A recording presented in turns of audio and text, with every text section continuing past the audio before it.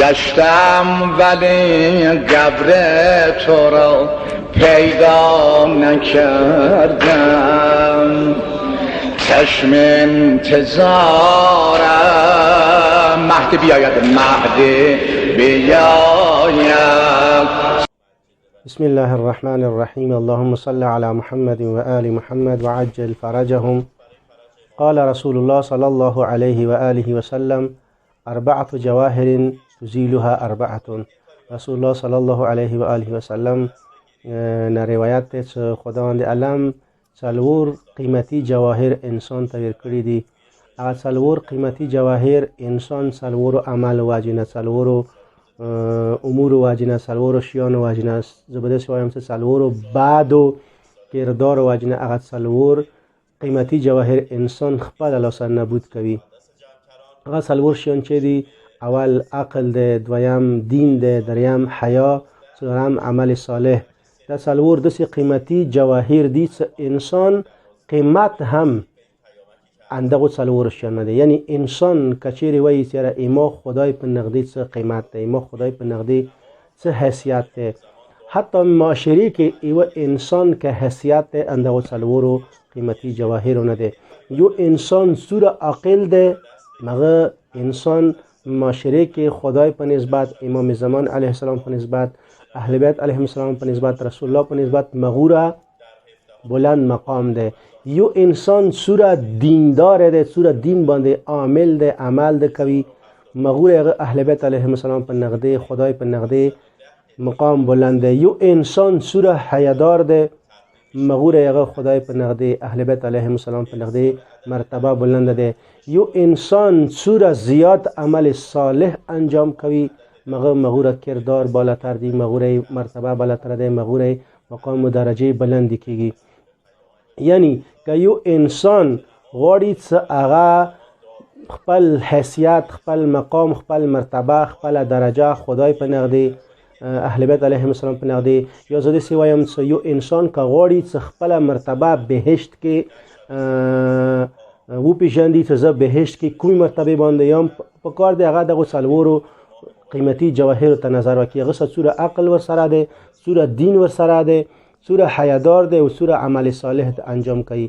که چیرې دغه څلور شیان، مثلا یو سړی که چیرې عقل نه لري یا لري قار ورنه خلي، یو سړی دین نه لري یا نعوذ بالله دین لري خو دین باندې عامل نه دی، عمل دی نه کوي، یو سړی حیادار نه دی، حیا نه لري، یا حیا لري خو خپل ځان به حیا کړی دی، عمل نه کوي، یا یو انسان عمل صالح نه لري، اصلا عامل نه دی، دین امور باندې سره عمل نه کوي، ښه کارونه اصلا وریا دی، هغه انسان سره څه قیمت نه لري.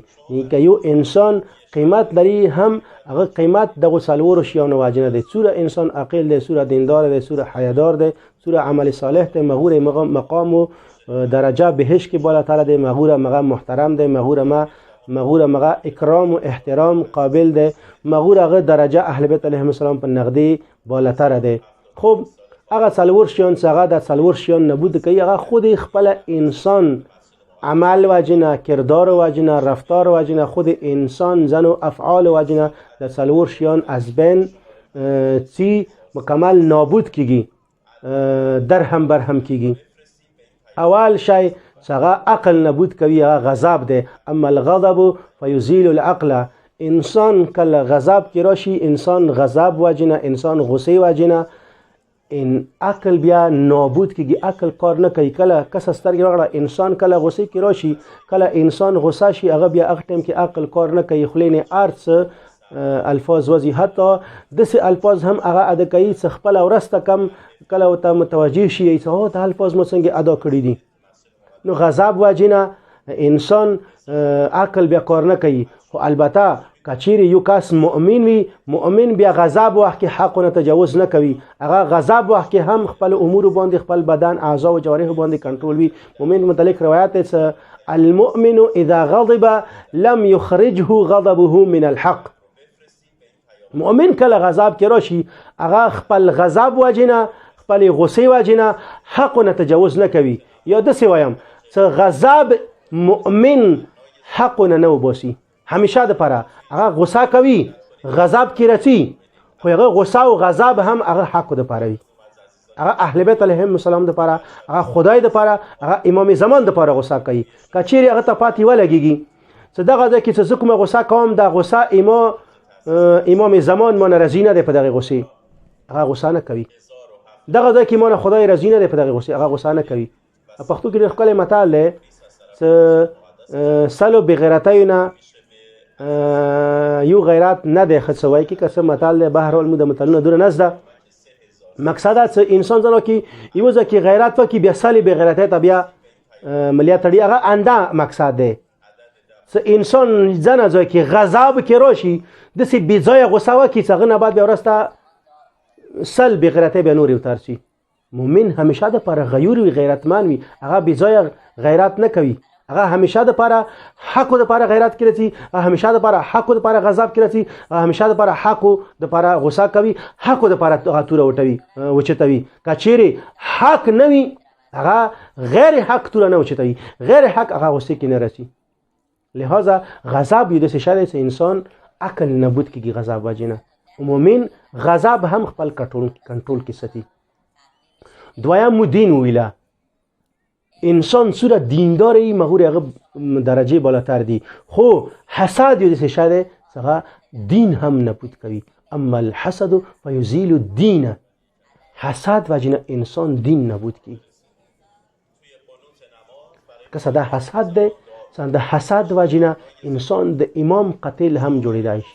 تاسو ته پاتې د کربلا کې حسین علیه السلام څخه اخیری ټیم کې میدان ته ووتلو، اوخی باندې سپورو اخیری خطبه څه کومه ده خپل ځان معرفي کوي. تاسو ته ښه پاتې ته چوګم زه د رسول الله المسایم، د مولا علی المرتضی زوایم، زه د فاطمه الزهرا سیدة النساء العالمین زوایم. زه هغه چوګم چې رسول الله په خپل مټو ګرځولو، زه هغه چوګم چې رسول الله په مټو سپور کړی زل په ویلاس کې ورکولې، زه هغه چوګم چې د جنت جوانانو سردار یم. هغوی ته بالکل مری پیژندو ته په حق وي، ته امام وقت یې، ولکن بغضا لابیک. مولا علی علیه السلام سره بغض وکینی واجنه هغوی د خپل زمانه امام حسین علیه السلام په مقابله کې وروتي، امام حسین سم قاتل پسې وروتي. یعنی انسان کچېره خپل حسد سکوم ده، بغض سکوم ده، کینه سکوم ده، کچېره دا انسان کنټرول کې نوي، انسان حتی د امام وقت قتل هم جوړیدای شي. لہذا انسان په کار ده کینه خپل کنټرول کې وساتي، حد نظر په کار چې کینه هم ونه کې. دریم شم د شاید سکوم ده حیا ده، او حیا طمع وجنه نبوده کېږي، انسان به حیا جوړیږي. اما الطمع فیزیل الحیاء، انسان کله چاته طمع کوي بل چاته څه امید ساتي دی وجنه انسان حیا نبوده کېږي. انسان حتی د خپل عزت او آبرو خیال هم نه کې نه ساتي چې چا نه طمعوي.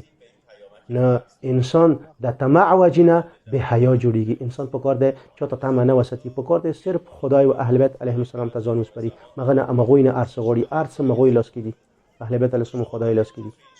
کچېرې یو انسان طمع چا نه ساتي هغه به حیا جوړیږي، هغه خپل ابرو عزت خیال هم نساتي. څلورم شاید څه عمل صالح ته انسان څوره هم زیات اعمال انجام کوي، کچېرې هغه د غیبت خیال نساتي، غیبت وجنه انسان عمل صالح نبود کیږي. و اما الغیبت فیزیل العمل الصالح، انسان غیبت وجنه څوره عمل صالح انجام کړي هغه نبود کیږي، هغه مکمل ختم کیږي، محو کیږي مکمل. کسا انسان حج وکي، زیارت وکي، کربلا زیارت وکي، انسان مشهد ته لاړ شي، انسان بیبي معصومه زیارت وکي، انسان جمله ائمه معصومین علیهم السلام، نجف، مولا سامره، کاظمین، باقیه ته لاړ شي، دا ټوله زیارت انسان انجام کی، انسان خمس و زکات، دا ټوله نیک اعمال انسان اهل مسجد ده، اهل تقوا و ورع ده، دا ټول اعمال انسان په ځای کوي، هغه دعاوانې مناجات و غیره ازاداره ازادار د صحیح معنو کې. خو کچېرې انسان غیبت کې مبتلا ده، انسان ټول اعمال نبود کیږي، اصلا مکمل سیزي ور وته چې خپل لاسه. روایت کې شته چې قیامت ورځ انسان ته کله عمل نامه ملو شي تګي بوغړوي ټول عمل نامه به ګناهونه نه ډکوي، انیک عمل څور انجام کړي، هم زکات، حج، کربلا زیارت، ازاداری، امام حسین ماتم، ژړا او فریاد د هیڅ بو کې نه اعتراض وکړي چې خدای ما څور انیک عمل واه نشته، مو ټول ګناهونه د ګناهونه نه دي کړی. خدای به توي ستا سور نیک اموال اتا فلانکی مؤمن غیبت و جنا ایتا ټول نیک اموال مغه تعالی هغه ټول ګناهونه تا